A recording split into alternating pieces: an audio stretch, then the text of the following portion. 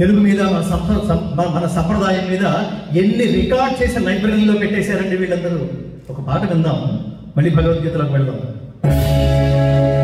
అహో ఆంధ్రభోజ శ్రీకృష్ణదేవరాయ విజయనగర సామ్రాజ్య నిర్మాణ తేజో విరాజ మా హృదయాలలో చిరంజీవి వైనావయా. శిలలపై శిల్పాలు చెక్కినారు, శిలలపై శిల్పాలు చెక్కినారు, మన వాళ్ళు సృష్టికే అందాలు తెచ్చినారు.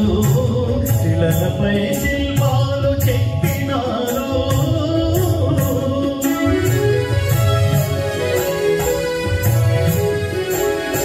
కనుచూపు కరువైన వారికైనా, కనుచూపు కరువైన వారికైనా కనిపించి కనువిందు కలిగించు రీతిగా శిలలపై శిల్పాలు చెక్కినారు.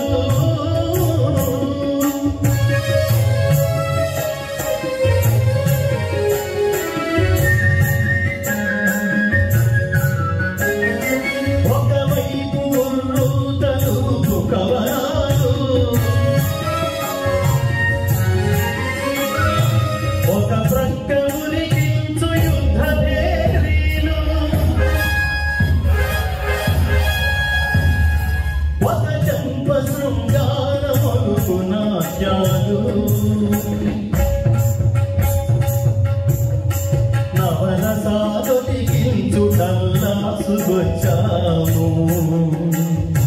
కనులు లేవని నీవు కలసపడవలదు, కనులు లేవని నీవు కలసపడవలదు. నా కనులు నీవిగా చేసుకొని చూడు. శిలలపై శిల్పాలు చెక్కినారు, మన వాళ్ళు సృష్టికే అందాలు తెచ్చినారు. శిలలపై శిల్పాలు చెక్కినారు.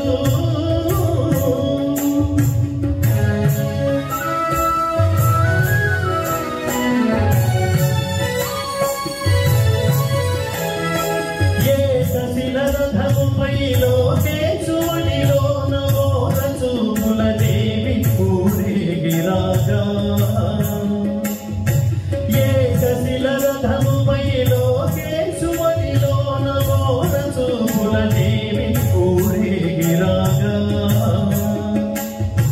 రాతి స్తంభాలకే చేతనత్వము కలిగి సరిగమ పదని సాస్వరములే పాడగా.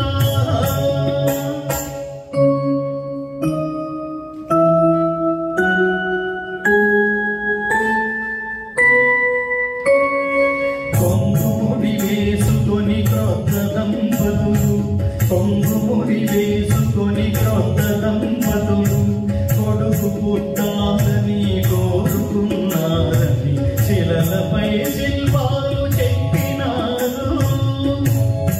మన వాళ్ళు సృష్టికే అందాలు తెచ్చినారు. శిలలపై శిల్పాలు చెక్కినారు.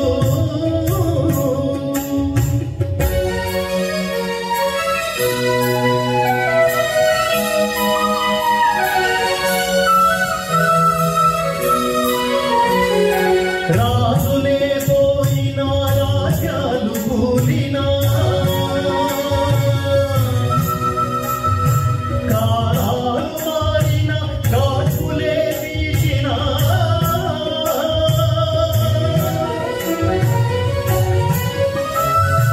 మనుషులే ధనుజులై మట్టి చేసినా,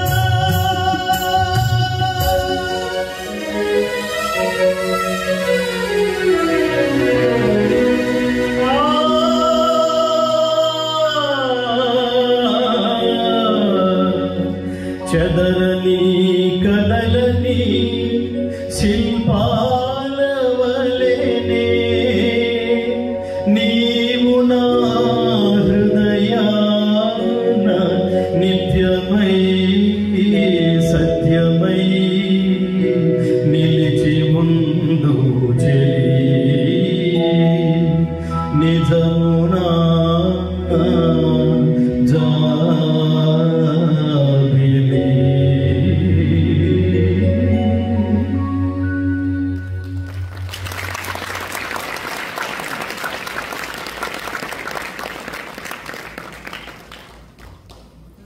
ఇంత మంచి పాటలు వదిలేస్తున్నాం, అది మర్చిపోతున్నాం. పిల్లల్ని అరే బాగా నీకు ఫేవరెట్ సాంగ్ పాడరా అంటే అంటావా అంటావా, వెంటనే గుర్తొచ్చాడు.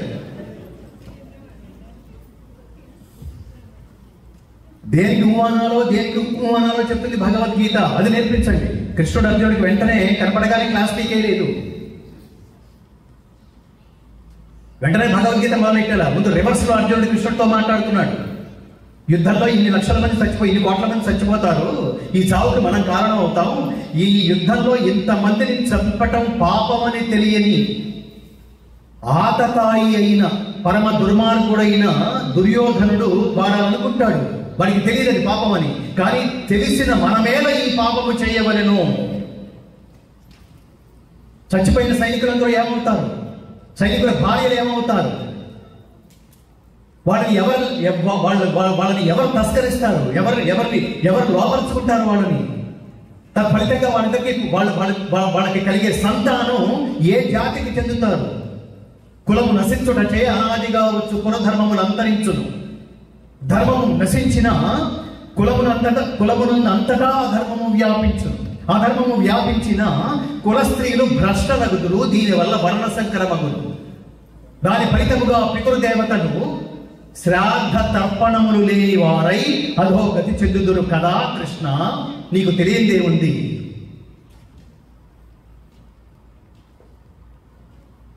ఇలా జరిగితే కులమునంతటికి నరకము ప్రాప్తించును. దాని ఫలితంగా పితృదేవతలు శాపాలు పెట్టేస్తారు. తరతర కాలంలో మా ఇంట్లో ఇలాంటి వాడు పుట్టాడు, మా ఇంట్లో అలాంటి వాడు పుట్టాడు, మాకు శాంతి లేదు, ఇలా మాట్లాడుకోవడానికి రీజన్స్ అన్ని ఇవి కదా, ఇంతటి పాపకార్యం మనం చెయ్యాలా అని అడుగుతున్నాడు. ఎంత డెప్త్ ఆఫ్ నాలెడ్జ్ ఉండేది. భగవద్గీత వినడానికి ప్రాథమికమైన క్వాలిఫికేషన్ ఏమిటో తెలుసా? ముందు శ్రద్ధ, ఆసక్తి, ప్రవక్ష్యామి అనసూయలే అంటాడు. అసూయ లేకుండా వీడెవరు చెప్పడానికి, మనం ఏమిటి విందేది అనే అసూయ లేకుండా వింటేనే అక్కడికి వచ్చి కూర్చోవాలి. చెప్పేవాడు పరమాత్మ, ఏది చెప్పినా వింటా నేను. ఈ నమ్మకం నీకుందా? వింట మొదటి ఓడుత జ్ఞానం. కానీ మనం దేవుణ్ణి కూడా జడ్జి చేసేస్తామే. అవి మొదటి 10 బాగానే ఉన్నాయి, కానీ 11వది how it is possible?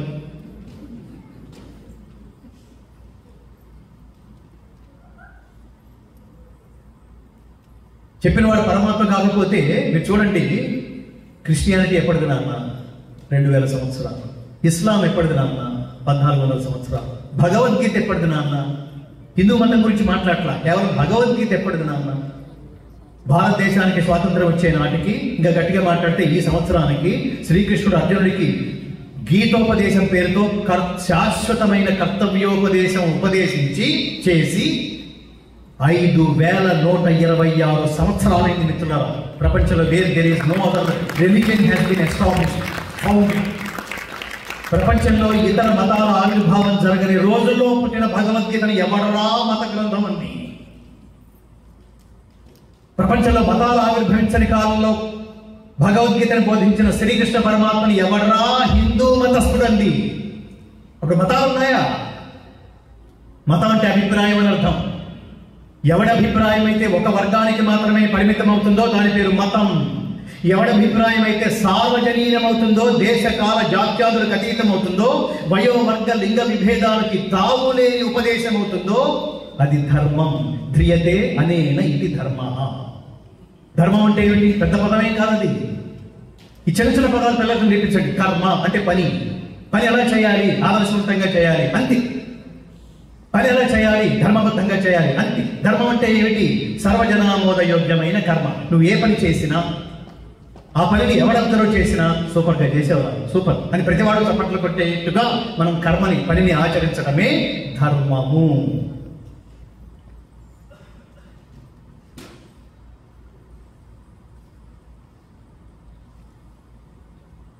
So మతాలు ఆవిర్భవించని కాలంలో చేసిన బోధని మత గ్రంథం కదా. ఇది కేవలం హిందువులకు మాత్రమే పరిమితం అయితే భగవద్గీత గురించి ఎవరు మాట్లాడారో తెలుసా మిత్రులారా?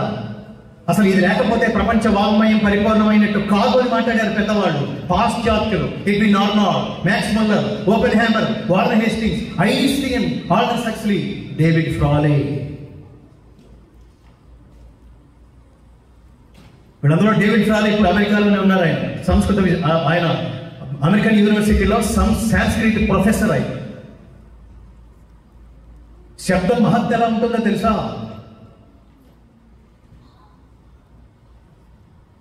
డేవిడ్ ఫ్రాలే సనాతన ధర్మం గురించి రీసెర్చ్ చేయడానికి భారతదేశం వచ్చాడు. వారు పీరియడ్ ఆఫ్ టైం కొన్ని సంవత్సరాలు అయిపోయిన తర్వాత, may know your good name please అని అడిగితే, మై నేమ్ ఇస్ డేవిడ్ ఫ్రాలే అని 10 మందికి చెప్పిన తర్వాత, ఇదేంటది చెంచా కింద వేస్తే ఒక చప్పుడులాగా వినిపిస్తుంది నా పేరు నాకే, వాట్ ఈస్ దిస్ సౌండ్ అనిపించి అతని పేరు మార్చేస్తున్నాడు. ఇప్పుడు ఆయన పేరు డేవిడ్ ఫ్రాలే కాదు, Vamadeva Shastri. He has written greatest book on Hindu Dharma. Hinduism మీద అతను పుస్తకం రాసి అతని కాంటెంపరీస్ గుర్తుపట్టేట్టుగా అతని పేరు వామదేవ శాస్త్రి అని రాసుకుని కింద బ్రాకెట్ లో డేవిడ్ ఫ్రాలే అని రాసుకున్నాడు.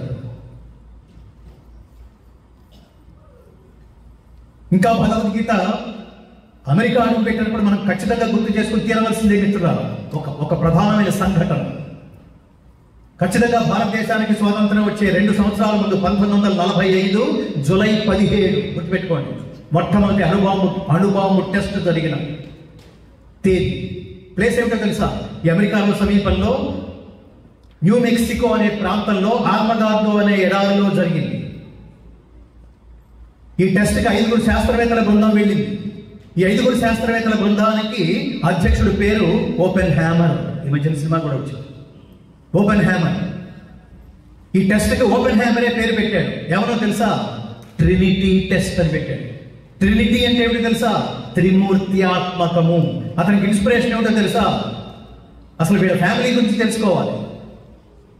వీళ్ళ కుటుంబం, వీళ్ళు జర్మనీయులు, జర్మనీ దేశస్తులు. కొంతకాలం తర్వాత అమెరికా వచ్చారు. అమెరికాలో న్యూయార్క్ లో స్థిరపడ్డారు. స్థిరపడ్డ 25 సంవత్సరాల కింద పుట్టాడు.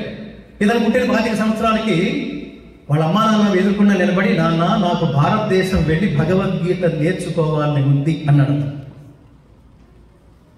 వాట్ ఈస్ భగవద్గీత అని అడిగారు పేరెంట్స్. అతను ఈ మాట చెప్పాడు, ఏం తెలుసుకుంటే జీవితం అంతా తెలుస్తుందో అది హిందూ స్క్రిప్చర్ ఇండియాలో దొరుకుతుంది, అక్కడికి వెళ్ళి దాన్ని స్టడీ చేయాలంట నాన్న అని. ఏమిటో నువ్వు పర్మిషన్ అడుగుతున్నావా, ఇన్ఫర్మేషన్ ఇస్తున్నావా అని అడిగాడు వాళ్ళ నాన్న.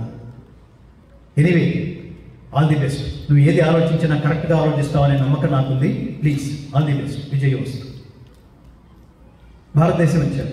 భగవద్గీత నేర్చుకునే ప్రక్రియలో భగవద్గీత తెలుసుకోవాలంటే సంస్కృతం కూడా నేర్చుకోవాలి అన్న విషయం అర్థమైంది. అది నేర్చుకుని అమెరికా వచ్చారు. వచ్చిన అతి కొద్ది కాలంలో ఈ అణుబాంబు టెస్ట్కి డేట్ ఫిక్స్ అయింది. వెళ్ళారు అందరూ. టెస్ట్ మొదలవుతుంది. కొన్ని కిలోమీటర్ల అవతల నుంచి బైనాక్యులర్స్ నుంచి చూస్తున్నారు. దగ్గర నొక్కబోతున్నారు. కౌంట్ డౌన్ స్టార్ట్ అవుతుంది. 5, 4, 3, 2, 1 స్టార్ట్. ఒక్కసారి ప్రపంచంలో వీళ్ళు ఎంత ఒక టెన్షన్లో ఉన్నారంటే, ఈ టెస్ట్ పాస్ అయితే మనిషి ఎక్కడో ఉంటాడు.